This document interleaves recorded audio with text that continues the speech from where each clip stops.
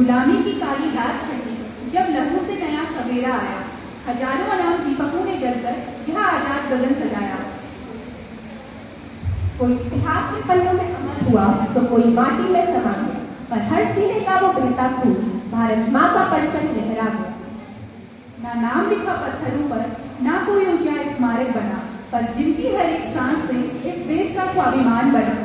ना नाम लिखा केसरिया फेंक और हरी पट्टी में उन वीरों की ही शान छिपी, उस बहते हर एक कतरे में आजादी की मुस्कान छिपी। आओ आज इन सुरों को झुककर दिल से एक प्रणाम करें, जो नाम किताबों में ना मिले उन अनाम सूरवीरों को सलाम करें।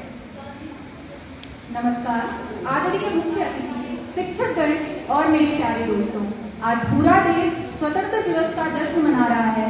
हम तिरंगा फहराते हैं, राष्ट्रीय गीत गाते हैं और भगत सिंह, राजगुरु, सुखदेव जैसे महान शहीदों को याद करते हैं। लेकिन क्या आप जानते हैं कि इस आजादी की नींव में हजारों ऐसे नाम भी दबे हैं जिन्हें इतिहास के पन्नों में जगह नहीं मिली। वो गुमनाम नायक जिन्होंने बिना किसी नाम या पहचान की चाह के अपना सब कुछ देश पर निछावर कर दिया।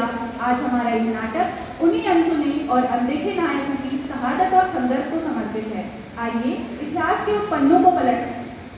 आलू की हरी भरी अराको घाटियों और जंगलों से उठी वो भयंकर ललकार, जिसने ब्रिटिश हुकूमत की नींव हिलाकर रखी। हाथों में धनुष बाण, आंखों में क्रांति की ज्वाला और दिल में भारत माँ की आजादी का सपना। आदिवासियों के अधिकारों के लिए अंग्रेजी तोपों के सामने छाती तानकर खड़े होने वाले जंगलों के नायक अलूरी सीताराम राजू। बात 1920 के दशक की है। आंध्र प्रदेश के विशाखापट्टनम और गोदावरी जिले के घने जंगलों में फैली अराकू और मन्यम की पहाड़ियां।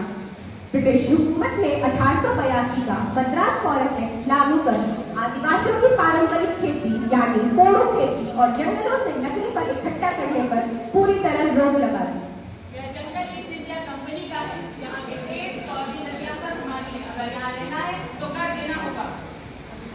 साहब ये जंगल हमारी माँ है साहब, हम आदिवासी यहाँ पीढ़ियों से रहते हुए आ रहे हैं साहब, आप हमसे हमारी माँ मत छीनिए साहब। बंद करो अपनी बकवास, सिपाहियों इसकी खोपड़ी में आग लगा दो।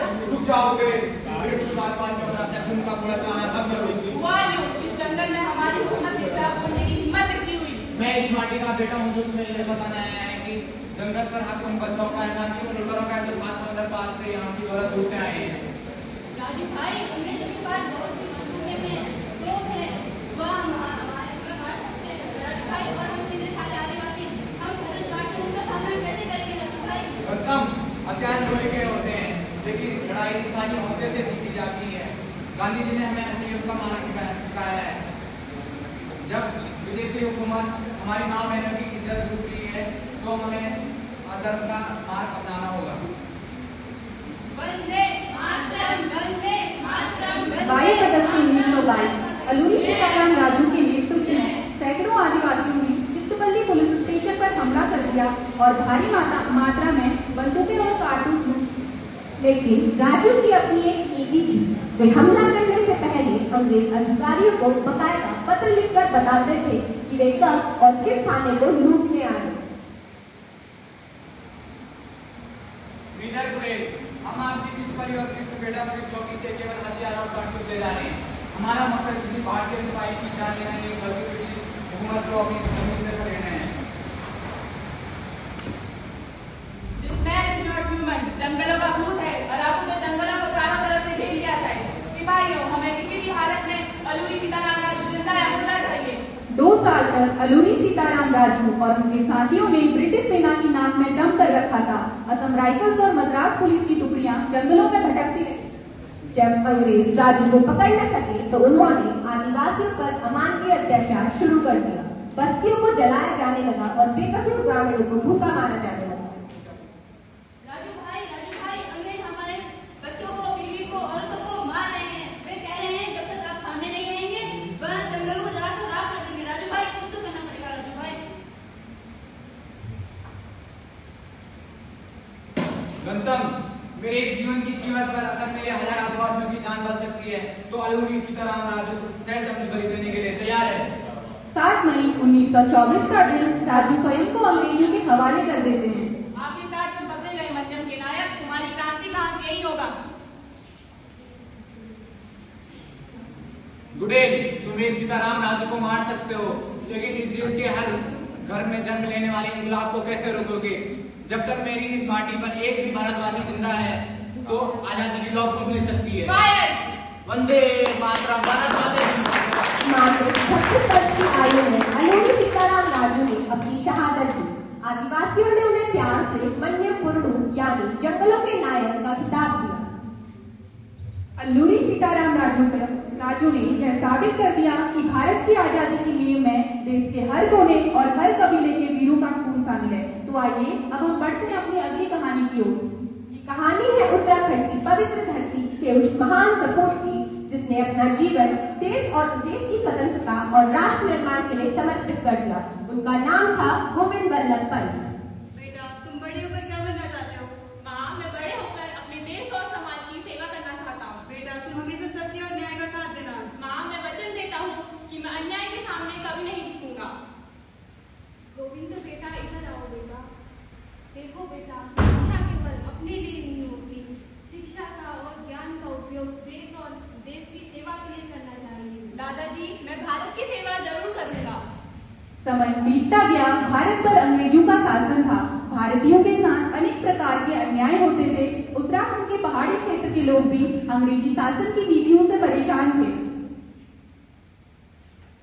मैं तो पहले से बहुत कम साल में इतना कुछ कैसे उठाऊंगी? You have to follow our orders. अंग्रेजी सरकार का विरोध करने की हिम्मत मत करना। हम गरीब हैं, लेकिन अन्याय हमेशा सह नहीं सकते। भाइयों, डरने की जरूरत नहीं है। अन्याय के खिलाफ आवाज उठाना हमारा धर्म है, हमारा कर्तव्य है। पंत जी, अंग्रेजों की ताकत बहुत बड़ी है। ताकत केवल हथियारों से नहीं होती, दृढ़ साहस की एक बहुत बड़ा ताकत है। वकालत करते हुए पंत जी ने अन्याय के खिलाफ आवाज उठाना शुरू किया। उन्होंने लोगों को जागरूक किया और स्वतंत्रता आंदोलन से जुड़ गए। उन्होंने स्थानीय समस्याओं को राष्ट्रीय स्वतंत्रता संघर्ष से जोड़ा। पंत जी, महात्मा गांधी जी अंग्रेजों के खिलाफ देश को स्वतंत्र कराने के लिए आंदोलन चला रहे थे। तो हमें भी इस आंदोलन में अपनी पूरी ताकत से जुड़ना होगा। लेकिन अंग्रेज सरकार हमें गिरफ्तार कर सकती है। अगर मेरी गिरफ्तारी से मेरा भारत देश स्वतंत्र हो रहा है, तो मैं इसके लिए विशेष तैयार हूँ। भारत माता की जय। भारत माता की जय। याद रखिए, हमारा उद्देश्य केवल अंग्रेजों को भगाना नहीं, बल्कि एक ऐसे राष्ट्र का निर्माण करना है जहाँ सभी लोगों को न्याय मिले और सभी के साथ समान व्यवहार हो। भारत माता की जय। भारत माता की जय। भारत माता की जय। वंदे मातरम। वंदे मातरम। भारत की स्वतंत्रता के लिए सत्य और अहिंसा का रास्ता अपनाना होगा। बाबू, मैं आपकी बात से सहमत हूँ, लेकिन उत्तराखंड के लोगों को भी हमें इस आंदोलन में जोड़ना आवश्यक है। बहुत अच्छा, लोगों को जागरूकता पैदा कीजिए और लोग एकजुट कीजिए। मैं अपने देश के लिए अपनी प्राण तक दांव में लगाने को तैयार हूँ। यही भावना भारत को स्वतंत्र बनाएगी। भारत माता की जय। भारत माता की जय। वंदे मातरम। वंदे मातरम। तुम्हें अंग्रेजी सरकार का विरोध करने की हिम्मत कैसे हुई? You are under arrest.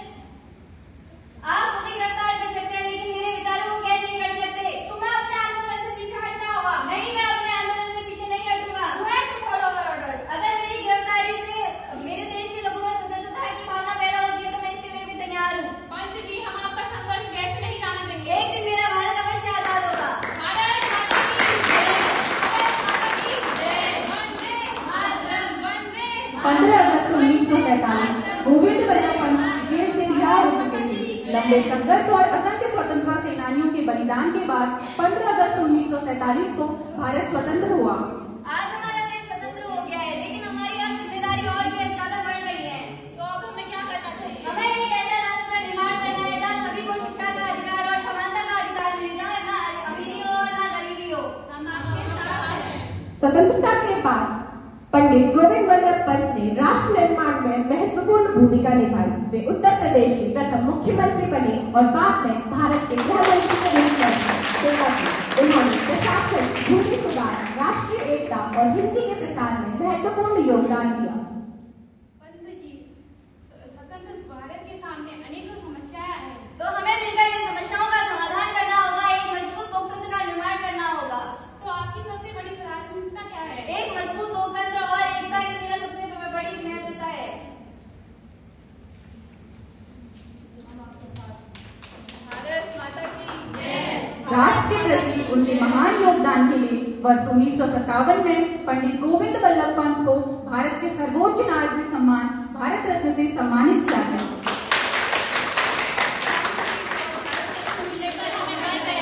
यह रत्न केवल मेरा नहीं, यह सम्मान मेरा नहीं, उन सभी लोगों का यह सम्मान है जिन्होंने भारत की स्वतंत्रता और इस आंदोलन में अपना सहयोग किया है, अपना बलिदान दिया है। पंत जी की कलम से आज के युवाओं के नाम सीख जो जिंदगी बदल दे, कल के नायक यानी युवाओं के लिए एक संदेश। पंत जी ने हमें क्या सिखाया? उन्होंने हमें सिखाया कि अन्याय के खिलाफ आवाज उठानी चाहिए। उन्होंने देश की एकता और विकास के लिए काम किया। उन्होंने हमें शिक्षा, ईमानदारी और राष्ट्र सेवा का संदेश दिया। पंडित गोविंद बल्लभ पंत का जीवन हमें बताता है कि एक व्यक्ति अपने साहस, विचार और कर्मों से पूरे देश को प्रभावित कर सकता है। हम हमारे देश की एकता और अखंडता की रक्षा करेंगे।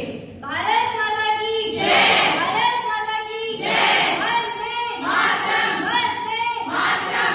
हिमालय की धरती ने जिस वीर सपूत को जन्म दिया, उसने स्वतंत्रता संग्राम से लेकर स्वतंत्र भारत के निर्माण तक अपना अमूल्य योगदान दिया। पंडित गोविंद बल्लभ पंत का जीवन आज भी हमें देश सेवा, साहस, सत्य और एकता की प्रेरणा देता है। इन अनेकों वीरों में एक नाम और शामिल है 1857 की क्रांति देवभूमि उत्तराखंड के वीर कालू मेहरा, जिन्होंने क्रांतिवीर नाम का गुप्त संगठन बनाया और पहाड़ों की ऊंचाइयों से अंग्रेजी हुकूमत की ईंट से ईंट बजा दी। इतिहास उन्हें भुला दे पर उनकी मिट्टी आज भी उनकी वफादारी की गवाही देती है। कालू मेहरा जैसे अनगिनत नाम हैं जिन्हें इतिहास के पन्नों में जगह रहेगी, लेकिन एक स्वतंत्र